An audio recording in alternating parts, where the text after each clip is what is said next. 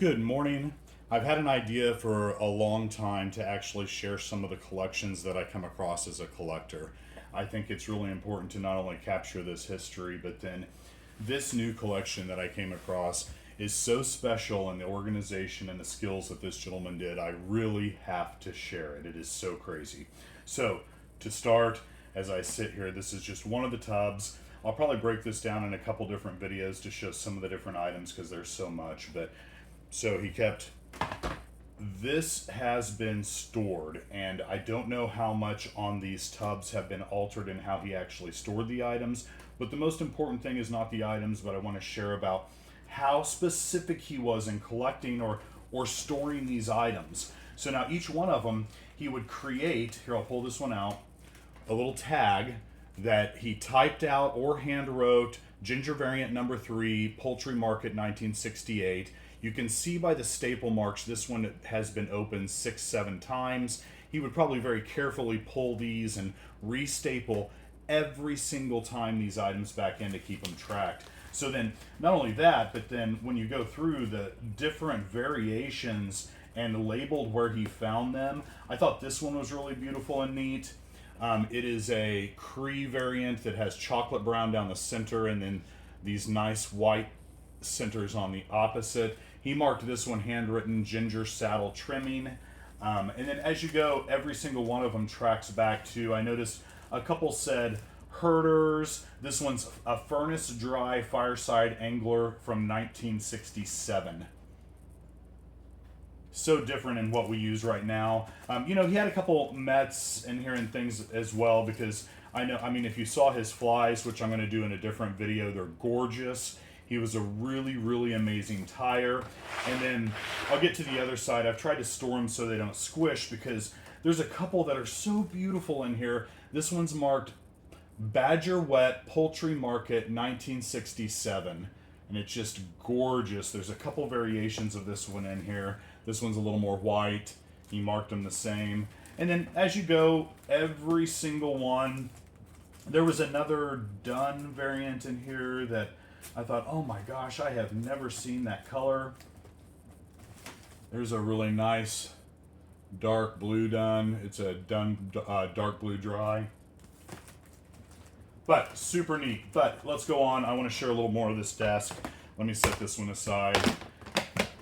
I'm not even going to absorb this into my normal net collection because the way it has been stored is so neat that I cannot break it up on what it is. So here are the drawers below. This is a sign that I do have to start tying salmon flies now very seriously. All the hooks are on the back row and it goes from 1x, 2x, 3x, 4x, 5x, 6x, and of course he marked every single one of them the same. To me, the ones that I'm most interested in, that I'm a collector, not a reseller, so these are mine, you guys. I'm not going to be passing them on. I'm sorry, I might pass them on someday, of course, but I'm not selling them. He would mark these as Hook, Salmon Dry, number 4, Partridge 01. This one's even marked with the little piece of paper inside from Bernard Hooks and what it is. It's a Wilson. But and I don't want to get these too much out of order because it goes through salmon dry, salmon wet, salmon heavy. When we get up into these, it's a Hook Salmon Regular number 4. He typed out Mustad 36890 wet. Some of them have the little card from where he cut it out on the actual bag.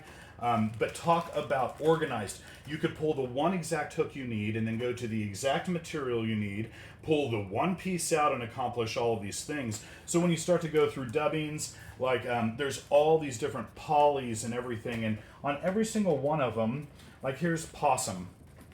He would make a little card and then he would separate out the possum and it's alphabetized through the whole thing. Let's go to... Let's see, I think over here it switches and it re-alphabetizes, and I'll go to, this is Guinea, and here's orange Guinea dyed. He marked it. It just keeps going, every different color variation ready at your fingertips. This is one of the craziest things that I've ever seen on how he kept it organized in one small place.